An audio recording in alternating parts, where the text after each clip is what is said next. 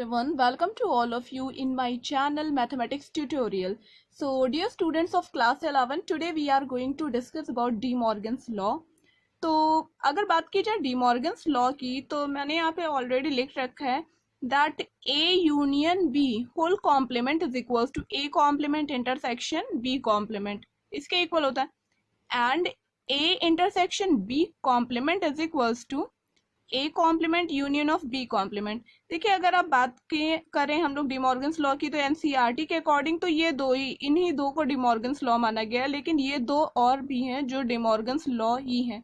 अगर आप further study करते हो या कहीं और दूसरी बुक्स में सर्च करते हो तो आपको डेफिनेटली ये मिलेंगे कि ये भी आपके डिमॉर्गन्स लॉ ही हैं, ठीक है। और ये दोनों के प्रूफ सिमिलर हैं, एक मैं इसमें से प्रूव करूंगी तो दूसरा सिमिलर प्रूव हो जाएगा। उसी तरह देखा जाए तो भाई इन दोनों के प्रूफ में एक प्रूफ करूंगी तो दूसरा भी सिमिलर होगा, क्योंकि चेंजेस कहाँ हैं दोनों में, सिर्फ यूनियन और इंटरसेक्शन के साइन चेंज हुए हैं। तो यूनियन की जगह इंटरसेक्शन, इंटरसेक्शन की जगह यूनियन की आप डेफिनेशन यूज कर लीजिएगा, उसके अकॉर्डिंग लॉजिकली प्रूव कर लीजिएगा। इसमें से फर्स्ट और थर्ड मैं प्रूव करके दिखाऊंगी आपको, सेकंड और फोर्थ आप कमेंट करके प्रूव करने के बाद बताइएगा कि क्या आपने प्रूव कर लिया, ठीक है। तो चलिए भाई, फर्स्ट सेकंड तो हो ही जाएगा, थर्ड फोर्थ जो इम्पोर्टेंट चीज है, मतलब अगर आपको डिमॉर्गन्स लॉ के नाम से अगर ये ना भी दिखे ना, तब भी इसका प्रूफ तो याद ही रखना भाई, कैसे प्रूफ करते हैं वो तो इम्पोर्टेंट है ही, क्योंकि बहुत सारे एग्जाम्स में आता रहता है। चलिए भाई, अब आ जाते हैं अपने फर्स्ट पे, A union B complement is equal to A complement intersection B complement. ये आपका दिया हुआ है क्वेश्चन। अब देखिए इसको इक्वल प्रूफ करना है। प्रूफ करने के लिए सेट के केसेस में क्या होता है, यहाँ ए बी और सी हमारे तीन सेट्स हैं, ठीक है। देखिए इसको प्रूफ करने के लिए अगर हम इसको इसका सबसेट, ठीक है, मतलब ए यूनियन बी कॉम्प्लीमेंट को A complement intersection B complement का सबसेट प्रूफ कर दें, फिर उसके बाद एक बारी तो ये कर दिया, दूसरी बार में हम A complement intersection B complement को A union B whole complement का सबसेट प्रूफ कर दें। तो अगर ये इसका सबसेट हो गया, ये इसका सबसेट हो गया, तो मीनिंग क्या हुआ, दोनों सेट आपस में इक्वल होंगे या नहीं होंगे, दोनों ही इक्वल होंगे। क्योंकि देखिए ये अगर ए बी सी आपका सेट है तो एलएचएस में भी एक सेट मिलेगा, आरएचएस में भी एक सेट मिलेगा, इतना आप लोग सीख चुके हो, ठीक है।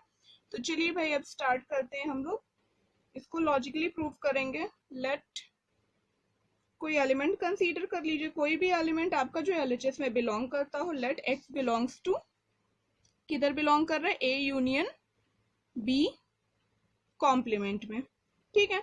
इसके बिलोंग करने का मीनिंग क्या होगा, ये इम्प्लाई करेगा अगर कोई element A union B complement में बिलोंग करेगा तो डेफिनेटली ए यूनियन बी में तो नहीं बिलोंग करेगा। This implies that x does not belong A union B. अगर यूनियन में नहीं है तो क्या मतलब हुआ, कोई एलिमेंट यूनियन में ही नहीं है, मतलब सेट ए में भी नहीं है और सेट बी में भी नहीं है।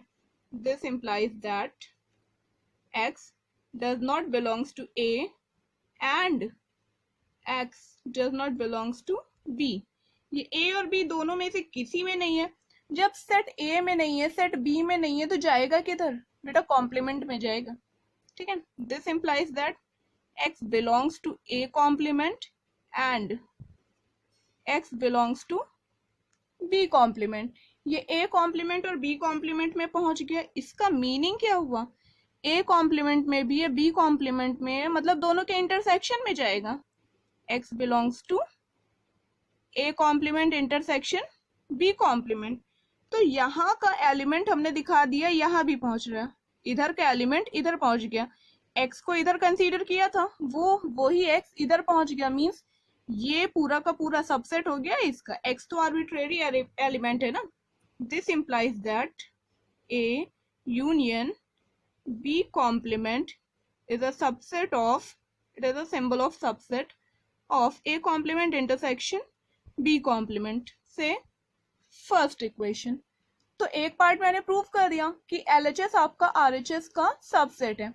Come to the second one. Second one के लिए क्या, फिर से कंसीडर करिए कि x आपका इधर बिलोंग करता है, x ना आप कंसीडर कर सको तो y ले लीजिए, y आपका इधर बिलोंग करता है और उसी y को दिखा देंगे कि वो यहाँ का एलिमेंट हो जा रहा है। Again let x belongs to A complement intersection B complement. This implies that अगर आपका x A complement intersection B complement में बिलोंग कर रहा है, मीन्स एक्स ए कॉम्प्लीमेंट में भी है और एक्स बी कॉम्प्लीमेंट में भी है। X belongs to A complement and x belongs to B complement. This implies that x does not belongs to A and X does not belong to B। X A में नहीं है, X B में नहीं है, A complement में है तो definitely A में नहीं होगा, B कॉम्प्लीमेंट में मीन्स B में नहीं है। ठीक है, तो देखिए A में भी नहीं है, X B में भी नहीं है, तो दोनों के यूनियन में होगा। इसको देख के चलिए, हमें इधर इधर दिखाना है, तो दोनों के यूनियन में नहीं होगा definitely. X does not belongs to A union B। X does not belong to A union B। Union में नहीं है तो यूनियन के कॉम्प्लीमेंट में जरूर पहुंचेगा। X belong to A union B complement. Complement में आपने पहुंचा दिया, ये इधर का एलिमेंट इधर पहुंच गया, same element, means this is a subset of this. इस बारी क्या हुआ, ये इसका सबसेट हो गया। This implies that A complement intersection B complement is a subset of A union B complement। Say second equation। Now from first and second equation, now from 1 and 2 we get what you will get। Let's see, A union B complement, ये दोनों equal हो गए, A complement intersection B complement, इसके equal आ गया। देखिए first और second के थ्रू हमारे पास कंफ्यूजन यही तो निकल के आएगा। अगर आप कह रहे हो एक बार ये इसका सबसेट है, फिर कह रहे हो ये नहीं भाई ये इसका सबसेट है, दोनों एक दूसरे के सबसेट है, मीन्स दोनों इक्वल है, और तो कोई चांसेस नहीं है ना, दोनों सेट एक दूसरे के सबसेट हैं। इसका मीनिंग तो सिर्फ इतना सा निकल के आएगा कि दोनों ही सेट इक्वल है आपस में। तो ये था आपका first De Morgan's law. Come to the second one. Second देख लीजिए, सेम है, जहां पे मैंने यूनियन की डेफिनेशन लगाई थी वहां आप इंटरसेक्शन अप्लाई करिएगा, जहां मैंने इंटरसेक्शन अप्लाई किया था वहां पे आप यूनियन अप्लाई करोगे। Come to the third one. आ जाइए भाई अब अपने नेक्स्ट पे। नेक्स्ट अपना डी मॉर्गन्स लॉ है थर्ड नंबर पे, क्या है, A minus B union C is equal to A minus B intersection A minus C। ठीक है, इसे प्रूव करने का भी सेम लॉजिक है, इस सेट को इस सेट का सबसेट दिखाइए और इस सेट को इस सेट का सबसेट दिखाइए। सबसेट दिखाने के लिए इसमें कोई आर्बिट्रेरी एलिमेंट कंसीडर करिए और उसको घुमा फिरा के हम लोग कहाँ पहुंचा देंगे, यहाँ पे। फिर उसके बाद एक एलिमेंट यहाँ पे कंसीडर करिए, कोई भी आर्बिट्रेरी एलिमेंट हम लोग कंसीडर करेंगे और उसको कहाँ पे दिखा देंगे कि वो यहाँ पे बिलोंग कर रहा है, मतलब यहाँ पे भी पहुंच रहा है। तो जिससे प्रूव हो जाएगा ये एक बार इसका सबसेट है, उसके बाद ये इसका सबसेट है, दोनों एक दूसरे के सबसेट होंगे। इसका सेंस क्या निकल के आएगा कि दोनों ही सेट एक दूसरे के इक्वल आएंगे। ठीक है, तो चलिए भाई या let x belongs to A minus B union C। Okay, x आपका A minus B union C में बिलोंग कर रहा है। इसका क्या मतलब हुआ, x इसका एलिमेंट है, दिस इंप्लाइज दैट x इसमें है लेकिन x इसमें नहीं है ना। माइनस की डेफिनेशन अप्लाई कीजिए, x belongs to A and x does not belong to B union C, isn't it? x आपका A में है बट x आपका B यूनियन C में नहीं है। दिस implies that, अब क्या इम्प्लाई करेगा, x आपका A में तो है, x belongs to A and x B union C में नहीं है। भाई इसका क्या मीनिंग हुआ, चलो इसको इस ब्रैकेट को सॉल्व करती है। यूनियन में ही नहीं है तो मतलब इंडिविजुअली किसी में नहीं हो सकता। x does not belong to B and x does not belong to C। कोई डाउट नहीं होना चाहिए। देखिए अगर कोई एलिमेंट किसी के यूनियन में नहीं पहुंच रहा है तो इंडिविजुअली दोनों सेट में नहीं होगा, तभी तो वो यूनियन में नहीं आया। और जब इंडिविजुअली सेट्स में नहीं है तो वो कहाँ जाएगा भाई, वो कॉम्प्लीमेंट में जाएगा। अच्छा हाँ, यहाँ पे कॉम्प्लीमेंट मत यूज कर लीजिएगा, देखते चलिए कि हमको सबसेट काय का दिखाना है। हाँ कॉम्प्लीमेंट मैं यहाँ से लिख सकती थी, लेकिन नहीं, कॉम्प्लीमेंट मत यूज करें। क्या, अब इसको देखिए, ब्रैकेट को सॉल्व कर लीजिए, ठीक है। एक्स ए में तो है बट एक्स बी में नहीं है, ठीक है, एंड एक्स ए में तो है बट एक्स सी में नहीं है। लिखते चलिए भाई, ब्रैकेट ओपन कर लीजिए, x belongs to A and x belongs to, does not belong to B, ठीक है, and x belongs to A and x does not belong to C. इसको पहले इसके साथ लिख दिया, इसको फिर इसके साथ लिख दिया। देखिए एंड है तो एंड से ही ये ज्वाइन हो जाएगा।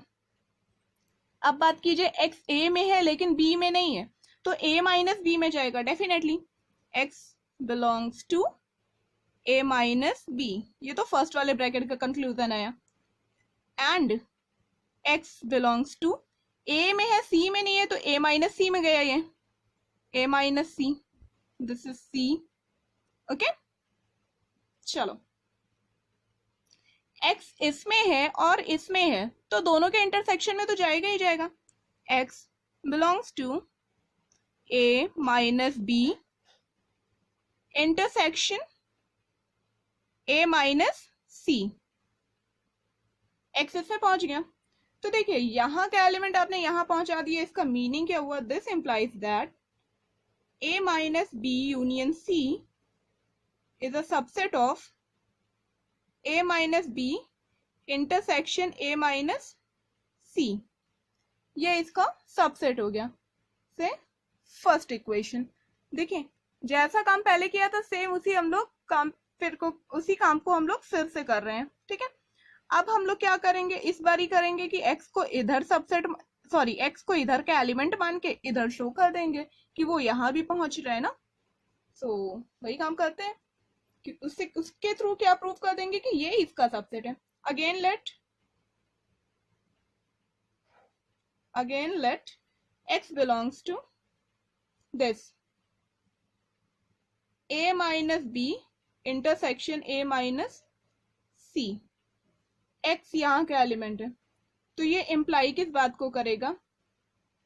इंटरसेक्शन में x इसमें भी होगा, x इसमें भी होगा। x belongs to a minus b and x belongs to a minus c. This is a minus c, ठीक है। This implies that, थोड़ा सा spacious था, चलिए, x belongs to a minus b and x belongs to a minus c। Definition अलग अलग use करते हैं। x a माइनस बी में है प्रेजेंट, इसका मीनिंग है x a में है बट b में नहीं है। x belongs to A and x does not belong to B, ये डेफिनेशन सिर्फ इतने का लिख दिया। एंड भाई and x belong to A, फिर बीच में आपके एंड आएगा, x does not belong to C, x आपका A में है बट C में नहीं है।